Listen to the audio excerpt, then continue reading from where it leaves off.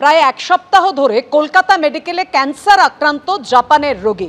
ABP আনন্দে খবর সম্প্রচার হওয়ার পর জাপান দূতাবাস পদক্ষেপ করলো। কলকাতা মেডিকেল কলেজের সঙ্গে যোগাযোগ জাপানের দূতাবাসের। কাল কলকাতা মেডিকেলে আসছেন জাপান দূতাবাসের প্রতিনিধিরা।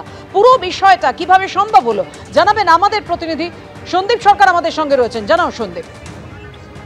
দেখো, ৭৫ বছর বয়সী এই রোগী, তার পরিবারের কেউ জাপানে রয়েছেন কিনা জানা যায়নি, কোনোভাবে যোগাযোগ করা যাচ্ছিল না। খাদ্যাভ্যাস অন্যরকম, ভাষাগত সমস্যা রয়েছে, সব মিলিয়ে কলকাতা মেডিকেল কলেজ কর্তৃপক্ষ তারা যথেষ্ট বিপাকে পড়েছিলেন।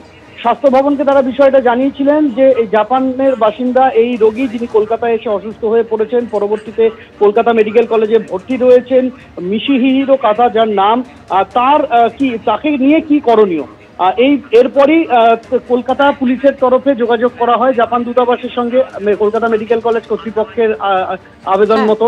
এরপরে আজকে জাপান দূতাবাসের তরফে কলকাতা মেডিকেল কলেজ কর্তৃপক্ষের সাথে যোগাযোগ করা হয়েছে। আগামীকাল দূতাবাসের টিম আসছেন কলকাতা মেডিকেল কলেজ হাসপাতালে। তারা এই রোগীর পরবর্তী কি করণীয় সেই বিষয়ে কলকাতা মেডিকেল কলেজের সাথে আলোচনা করবেন এবং তারপর এই রোগীকে কিভাবে জাপানে ফেরত পাঠানো হবে সে বিষয়ে সিদ্ধান্ত নেওয়া হবে কলকাতা মেডিকেল কলেজ। ধন্যবাদ তোমায় সন্দীপ। এই নাগারে বৃষ্টি, জলমগ্ন আরজিকর মেডিকেল কলেজের শিশু ও প্রসূতি বিভাগের সামনে জমেছে জল এবং পাশাপাশি আপনাদের সামনে তুলে ধরছি বেহালায় হাঁটু জলে কি ভোগান্তি তৈরি হয়েছে ইস্ট পার্ক এলাকায়। সেখানে হাঁটু জলে প্রায় মাসখানেক ধরে এইরকম জলবন্দি অবস্থায় রয়েছেন সেখানকার এলাকার বাসিন্দারা। অন্যদিকে আরজিকর মেডিকেল কলেজের শিশু ও প্রসূতি বিভাগ, একটি গুরুত্বপূর্ণ বিভাগের সামনে কিভাবে জল জমেছে সেই ছবি আপনাদের সামনে তুলে ধরছি, যার জেরে দুর্ভোগে পড়েছেন রোগীর পরিজনরা।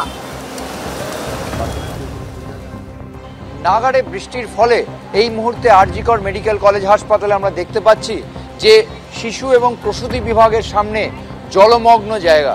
এই হাসপাতালে কিছু বৃষ্টি হলেই এইভাবে জল জমে যায়। রোগীর পরিজনদের বক্তব্য যে জল নিকাশি ব্যবস্থা যথেষ্ট পরিমাণে উন্নত না হওয়ায় এই পরিস্থিতির মধ্যে তাদের বারবার পড়তে হয়। স্বাস্থ্যকর্মী থেকে শুরু করে রোগীর পরিজন প্রত্যেককে এই জল ভেঙে যেতে হয়। একদিকে ট্রমা কেয়ার সেন্টারে যেতে হয়, অন্যদিকে প্রসূতি এবং নবজাতক বিভাগ রয়েছে। শুধু তাই নয়, তাদেরকে যে হাসপাতালে টেস্ট করাতে কার্ডিওলজি ডিপার্টমেন্ট, সেখানেও এই জল ভেঙেই যেতে হয়। পরিস্থিতি এরকমই থাকে এবং টানা বৃষ্টি হতে থাকলে জল আরও বেড়ে যায়। এই পরিস্থিতির মধ্যে দিয়েই স্বাস্থ্যকর্মী, চিকিৎসক, রোগীর পরিজন, রোগীদের প্রত্যেককে যেতে হয়।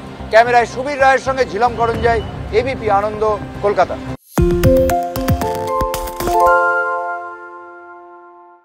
শুনতে পাচ্ছি না, বল না। আরে 10 টাকাটা ব্যাপার নয়, আজকে 40 টাকা দিচ্ছি কারণ 40 টাকা। বাংলা গলাবাজি চায় না, বাংলা খবর চায়। বাংলা খবর, বাংলার খবর।